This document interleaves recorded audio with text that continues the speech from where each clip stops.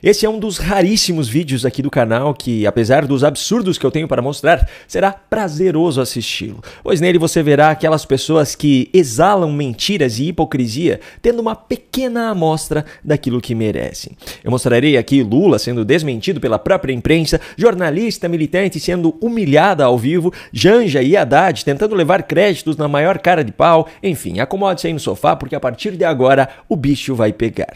Eu vou começar pelo material mais simples e vou deixar o melhor para o final.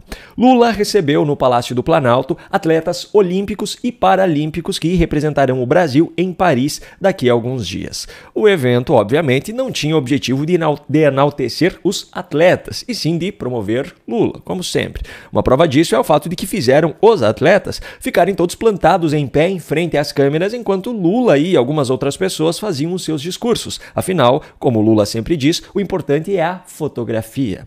Quem também fez um breve discurso na ocasião foi Janja, trazendo uma informação muito relevante para os atletas e para o povo brasileiro. Não sei se você sabe, amor, o uniforme oficial que eles vão vestir no desfile foi bordado pelas bordadeiras lá de Timbaúbas, que bordou o meu vestido de noiva. Vocês sabiam disso? Agora, acredite se quiser, essa pessoa será a representante do governo brasileiro em Paris na abertura das Olimpíadas, que acontecerá no dia 26 de julho. Sim, Janja estará lá nos representando, com todas as despesas bancadas, é claro, com o nosso dinheiro. Mas o discurso mais relevante dessa recepção no Palácio do Planalto foi o de Lula, pois, mais uma vez, ele se superou ao mentir com uma imensurável falta de vergonha. Veja só o que ele disse. Acho que foi um momento mais consagrado para mim ter trazido as Olimpíadas, porque nós trouxemos no mesmo ano as Olimpíadas e trouxemos a Copa do Mundo. E os dois aconteceram num momento não muito bom da política brasileira. Os dois acontecimentos aconteceram em momentos muito ruins da política brasileira. O ódio estava tomando conta da sociedade brasileira. Aquela raiva, aquela coisa. Eu lembro da quantidade de denúncia de corrupção na Copa do Mundo. Eu lembro da quantidade de denúncia de corrupção sem ninguém nunca provar. Nunca se provou que houve corrupção nos estádios brasileiros. Nunca se provou que houve corrupção em qualquer esporte olímpico no Brasil. Nunca. Mas era o que a gente ouvia todo santo dia. Pois é, as afirmações feitas por ele são absolutamente mentirosas. E é em momentos como esse que eu me desdobro aqui para encontrar provas para desmenti-lo nos vídeos aqui do canal. Só que dessa vez eu não precisei fazer isso, pois o Metrópolis já se deu ao trabalho de separar trechos de reportagens que provam que Lula mentiu, e mentiu muito. Dito Júnior, que chefiou o chamado Departamento de Propina da Odebrecht, listou uma série de outras obras em que, segundo ele mesmo, houve irregularidades e ilegalidades.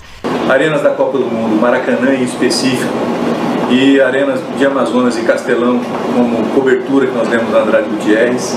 O ex-governador do Distrito Federal, Agnello Queiroz, e o ex-vice, Tadeu Filipelli, foram condenados por desvios de recursos na reforma do estádio Mané Garrincha, em Brasília. Na sentença, o juiz da 7ª Vara da Fazenda Pública explicou que ficou comprovado que Agnello e Filipelli receberam propina da construtora Via Engenharia, responsável pela obra para facilitar o repasse de dinheiro público para a reforma do estádio para a Copa do Mundo de 2014. Os custos da obra foram astronômicos e houve um superfaturamento em torno de 560 milhões de reais.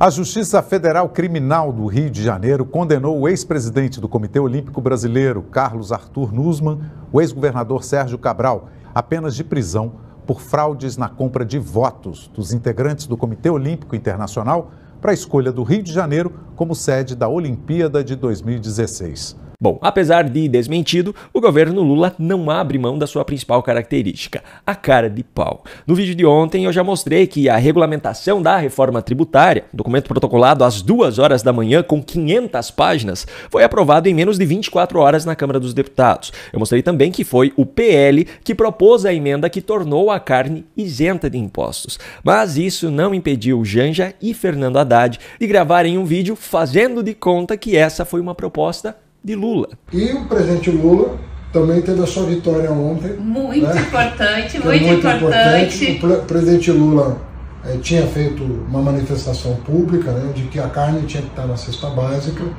porque, afinal de contas, né, o acesso à proteína animal tem que ser garantido a todos os brasileiros. Então, o Congresso também, por acordo de liderança, né, então foram todos os partidos, mesmo o PL que votou contra a reforma tributária, vamos dizer, eles têm feito uma campanha contra a reforma tributária numa linha de retrocesso, de não modernidade. Nós conseguimos vencer a oposição e colocamos a carne na cesta básica. Versão do Haddad. Nós conseguimos vencer a oposição e colocamos a carne na cesta básica. Agora, como realmente aconteceu? A oposição, apesar de ser contra essa reforma tributária, colocou a carne na cesta básica, contrariando totalmente aquilo que era defendido pelo próprio Fernando Haddad. É preciso muita falta de vergonha na cara para ter coragem de mentir assim na cara do povo brasileiro. Mas esse tipo de gente não vai parar no inquérito das fake news no Supremo. Bom, eu falei lá no início do vídeo que seria prazeroso de assisti-lo. E ao contrário de Lula, eu cumpro aquilo que prometo. Pablo Marçal foi o primeiro pré-candidato a prefeito da cidade de São Paulo a ser entrevistado nas sabatinas promovidas pela UOL e pela Folha de São Paulo. Eu não sou de São Paulo para opinar sobre as eleições municipais e também entendo que cada um tem a sua própria opinião sobre o Pablo Marçal. Se ele é ou não uma boa opção para prefeito, vai da avaliação de cada um. Mas uma coisa é fato, ele é o candidato que a imprensa merece. Raquel Landim, como já era esperado, levantou o assunto do indiciamento de Bolsonaro. Presta atenção agora na forma como ela tentou contornar a resposta dada por Marçal, mas levou uma invertida épica.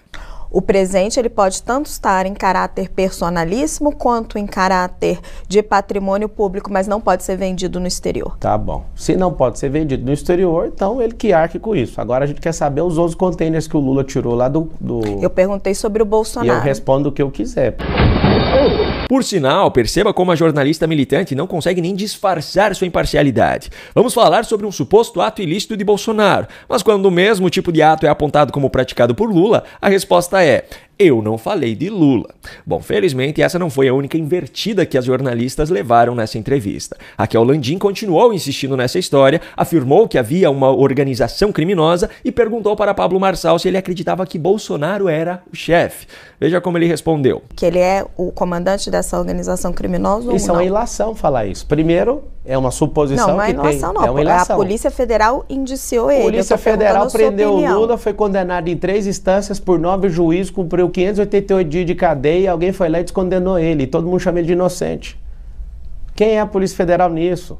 E ainda dentro desse assunto, Pablo Marçal trouxe à tona aquele erro cometido pela Polícia Federal em relação ao suposto valor das joias. Inicialmente foi apontado no relatório que o valor era de mais de 25 milhões de reais. E mais tarde, no mesmo dia em que isso foi publicado em toda a imprensa, a Polícia Federal corrigiu o valor para 6,8 milhões. A mídia soltou lá de forma chula que era 25 milhões e depois teve que corrigir, e ninguém fala que é fake news. Eu não vi nenhuma notícia falando que vocês soltaram fake news de 25 milhões. Não foi a mídia. A Polícia Federal divulgou. Então vocês têm que divulgar. A Polícia Federal divulga fake news. Estava hoje na Folha de São Paulo. Isso, não é errou. Não, tá escrito assim, ó. Polícia Federal errou. Não, vocês têm que escrever. Polícia Federal divulga fake news, que isso é notícia mentirosa. E ele ainda continuou dizendo aquelas verdades que estão presas na garganta de boa parte dos brasileiros. Mas repare como as integrantes da imprensa continuam tentando passar pano, mesmo que com argumentos completamente sem sentido. Não, a Polícia Federal dentro do relatório colocou um número e depois se corrigiu. Ou seja, fez uma fake news e depois corrigiu. A Polícia Federal não faz notícia, a Polícia Federal faz investigação, não faz nem fake news nem news. Então isso aí não virou notícia? Eles fizeram uma avaliação das joias e corrigiram essa avaliação. Então esse é o não papel foi da isso, Polícia é para criar uma impressão errada, foi uma fake news e depois vocês passam esse paninho. Desculpa falar, mas é muito chato. Agora... É incrível, né?